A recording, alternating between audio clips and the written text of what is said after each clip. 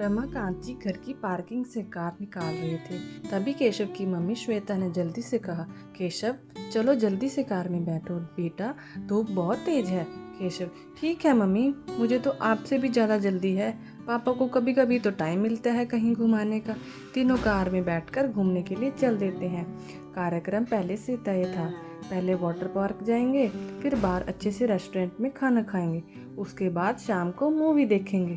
तीनों water park पहुंच जाते हैं। टिकट ऑनलाइन बुक थे, इसलिए ज़्यादा परेशानी नहीं हुई। उसके बाद कपड़े चेंज करके पानी में उतर गए। कई तरह की राइड केशव और पापा ने की। श्वेता को डर लगता था, इसलिए वे दूर से ही आनंद ले रही थी। उसके बाद तीनों पानी के बड़े से मैदान में जा गए, जहां ऊपर से बारिश की तरह पानी गिराया जा रहा था।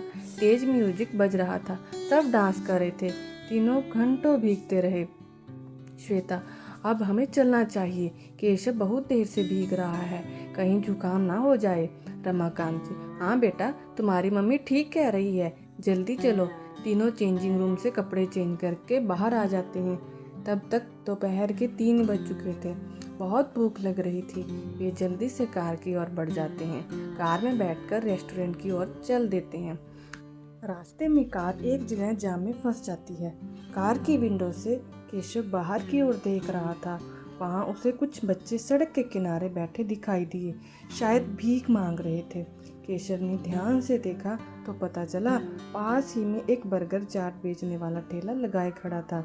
केशव ध्यान से उन बच्चों को देख रहा था। उसने देखा एक उसकी ही उम्र का बच्चा, जिसकी गोद में एक छोटी सी बच्ची थी। वह बार बार उस बच्ची को अपने साथ बैठे बच्चे की गोद में देखकर उस ठेली वाले के पास जाकर खड़ा हो जाता और चाट खा रहे लोगों से पैसे मांगता, लेकिन सब उसे भगा देते थे। गर्मी में धूप में नंगे पैर वह तपती हुई जमीन पर एक पैर ऊपर करता, फिर दूसरा पैर ऊपर करता। इस तरह पैर बदल बदल कर पैरों को जलने से बचा रहा था। कुछ देर बाद वह वापस आता, उस बच्ची को वापस गोद में लेता, शायद वो उसकी बहन थे, फिर उसे बहलाता, लेकिन बच्ची रो रो कर मचल रही थी। इसी तरह उसे शांत करके वह फिर से वहीं जाकर खड़ा हो जाता। केशव को उस लड़के पर बहुत तरस आ रहा था। वह उसकी मदद करना चाहता था, लेकिन उसकी मम्मी श्वेता गरीबों से नफरत करती थी। पापा बहुत समझदार थे, वह बहुत दयालु भी थे, लेकिन मम्मी किसी को एक भी रुपया भीख में नहीं देती थी। केशव ने गियर पर हाथ रखे, पापा के हाथ पर हाथ रखकर उन्हें इशारा किया। रमाकांत जी बाहर देखने लगे। कुछ ही देर में उन्हें सब समझ में आ गया। तभी उन्हें एक उपाय सूझा। रमाकांत जी, भाई श्वेता, लगता है रेस्टोरेंट तक पहुंचने पहुंचते तो खाने भी खत्म हो जाएगा और हम भूखे रह जाएंगे। ऐसा करते हैं, यहीं ठेले पर कुछ खा लेते हैं।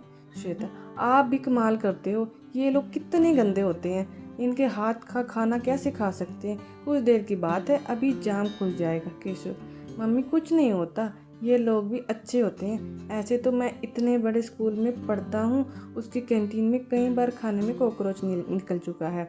श्वेता, अच्छा, पहले क्यों नहीं बताया, मैं कल ही प्रिंसिपल से शिकायत करती हूँ। रमाकांत जी, चलो ना, थोड़ा सा खा लेते हैं, मैं गाड़ी साइड में लगाता हूँ।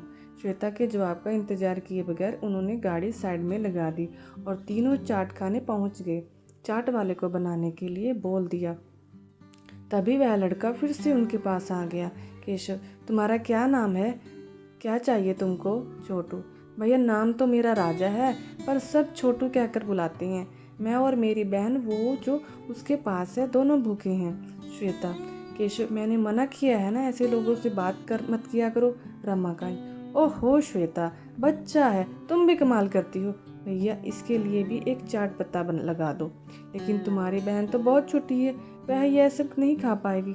छोटू साहब, चाट रहने दीजिए, कुछ पैसे दे दीजिए, उसके लिए दूध ले लूँगा, बोतल मेरे पास है। रमाकांत जी, लेकिन यहाँ तो कोई दुकान नहीं है। छोटू साहब, वो सड़क के उस पार सामने की गली में है। रमाकांत जी ने उसे 20 रुपये दिए। वो 20 रुपये लेकर उस बच्चे के पास गया जिसने उसकी बहन को गोद में ले रखा था। उसे बोतल लेकर तेजी से सड़क पार करने लगा। बिना अपनी जान की परवाह किए वह दूसरी ओर पहुंच गया। वहाँ एक चाय वाला चाय बना रहा था। उससे 10 रुपये का दूध बोतल में डलवा लिया। फिर बोतल को हिलाता हुआ जिससे चीनी मिल जाए वह अपनी बहन के पास आया और उसे अपनी गोद में लेकर दूध पिलाने लगा। इधर चाट भी बनकर तैयार थी। रमाकांत जी, श्वेता और केशव तीनों चाट खा रहे थे। फिर रमाकांत जी ने चाट वाले से एक पत्ता और बनवा लिया। अपनी चाट खत्म करके वो पत्ता लेकर छोटू के पास पहुंच गए। रमाकांत जी का इशारा पाकर केशव ने उस लड़के से कहा, केशव भाई, अपनी बहन को इसे दे दो और तुम चाट खा लो, तुम भी तो भूखे होंगे। छोटू ने अपने साथ वाले लड़के से कहा, छोटू चल आधा तू खा ले, भैया मेरी बहन को संभालने के चक्कर में ये भी भीख नहीं मांग पाया, आधा ये खा लेगा और आधा मैं। रमाकांत जी, बहुत नेक विचार हैं तुम्हारे, ये पूरा इसे दे दो, मैं तुम्हारे लिए दूसरा पत्ता बनवाता हूँ। श्वेता दूर चाट वाले के पास खड़ी चाट खाते हुए दोनों को गुस्से से देख रही थी। रमाकांत जी एक और चाट का पत्ता बनवा लाए। रमाकांत जी, ला अपनी बहन को मुझे दे दो, इसे हम संभालते हैं, तू भी खा ले। केशव और रमाकांत जी उसकी बहन को दूध पिलाने लगे।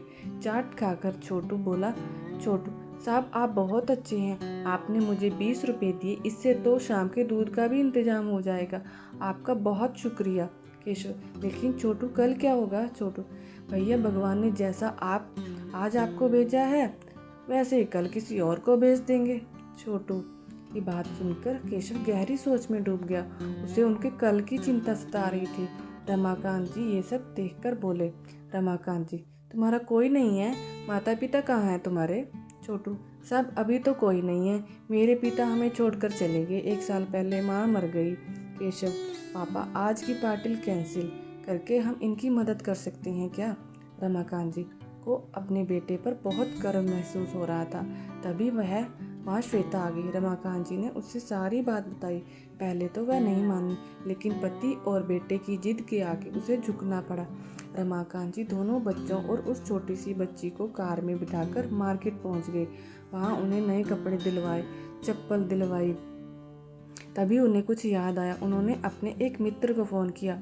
उससे बात करने के बाद उन्होंने बहुत खुशी जताते हुए कहा, रमाकांत जी बेटा, मैंने इनके रहने खाने का इंतज़ाम एक NGO में कर दिया है, वो इनका बहुत ख्याल रखेंगे, इन्हें पढ़ाएंगे। केशव, लेकिन वहाँ तो बहुत खर्चा लगेगा। रमाकांत जी, नहीं बेटा, वे सरकार से मदद लेते हैं, फिर कुछ लोग दान भी कर जाते हैं। अभी वे लोग आ रहे हैं इन्हें लेने और कल मेरे साथ चलना, हम भी 10,000 रुपये उनके कार्यालय में जमा करा देंगे। श्वेता, इसकी क्या ज़रूरत है, फालतू पैसा लुटा रहे हो। रमाकांत जी, तुम नहीं समझोगी, अगर मेरा बेटा बस पार्टी में जाता, वहाँ की सीख अपनाता, तो बड़े होकर ये भी बस पार्टी ही करता। आज इसने पार्टी के पैसे एक नेक जगह खर्च करवाए, किसी की मदद की, इससे बड़ी खुशी नहीं हो सकती। कुछ ही देर में गाड़ी आ गई। रमाकांत जी, बेटा चिंता मत करना, वहाँ तुम बहुत अच्छे से रहोगे, हम तुमसे मिलने आते रहेंगे। यह देखकर छोटू की आंखों से आंसू बह रहे थे। उसने रमाकांत जी के पैर छू लिए। छोटू साहब, आप भगवान हो, मेरी बहन की ज़िंदगी आपने बचा ली, यह दिन पर दिन कमज़ोर होती जा रही थी। रमाकांत जी, मैंने सब इंतज़ाम कर दिया है, वहाँ तुम्हारा पूरा चेकअप होगा, पौष्टिक खाना और दूध मिलेगा। तीनों गाड़ी में बैठकर चले गए। श्वेता, मुझे माफ़ कर दो, मैं गरीबी से नफ़रत करती थी, लेकिन मेरे बेटे और आपने मेरी आंखें खोल दी, आज से मैं भी सबकी मदद के लिए तैयार रहूँगी। रमाकांत जी, ये तो बहुत खुशी की बात है, चलो अब खाना हो तो गया है, क्यों ना आइसक्रीम खाई जाए। यह सुनकर तीनों हंसने लगे।